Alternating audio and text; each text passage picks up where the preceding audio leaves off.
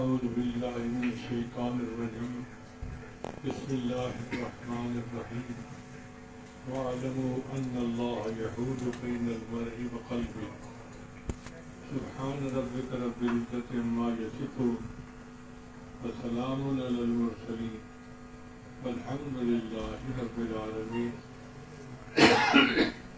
اللهم صل على سيدنا محمد وعلى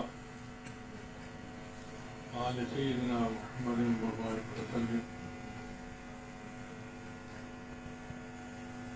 اللہ تعالیٰ کیا فرماتے ہیں، وَاعْلَمُوا جان لو أَنَّ اللَّهَ يَحُولُ بَيْنَ الْمَرْءِ وَقَلْبِهِ، اللہ بندے اور اس کے دل کی چاہتوں کے درمیان رکاوٹ بن جاتا ہے۔ سالک جب یہ قرآن مجید کی آیت پڑھتا ہے تو کانپ جاتا ہے کہ آخر وہ کون سی غلطی ہے کہ جس کی وجہ سے اللہ بندے کی چاہتوں کو پورا ہی نہیں ہونے دیتا۔ تو علماء نے اس کی بڑی تفصیل کی ہے۔ پہلی بات تو یہ کہ بندے کو نیکی کا موقع ملتا ہے اور بندہ اس وقت نیکی نہیں کرتا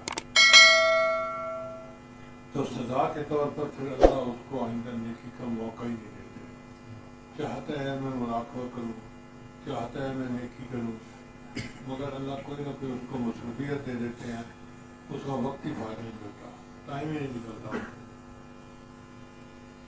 اور دوسری بات یہ کہ کبھی کبھی بندہ عمل کرتا ہے مگر پابندی سے نہیں کرتا۔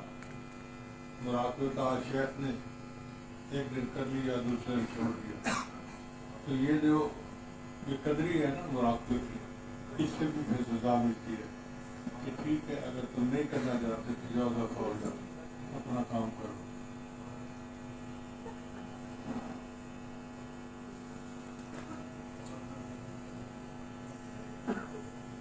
ابن قیم رحمۃ اللہ فرماتے ہیں کہ جس چیز کی تم امید رکھتے ہو اس امید کے ساتھ 3 لازمی امیدیں جڑی ہوتی ہیں۔ پہلا یہ کہ تم اس چیز سے دل سے محبت کرو جس کی تم امید رکھتے ہو۔ دوسرا کھو جانے کی معلومی کا خوف، اس چیز سے ضائع ہونے یا چھن جانے کا خوف ہو، کیونکہ یہ خوف انسان کو سرگرم رکھتا ہے۔ اور تیسرا ہے مطلوب کو پانے کی جان توڑ کوشش، یہ آخری امر ہے کہ تم اپنی توانائی اور جدوجہد اس چیز کو حاصل کرنے میں لگا لو، کیونکہ بغیر خواہش کوشش کے امید میں بنیاد خواہشات نظر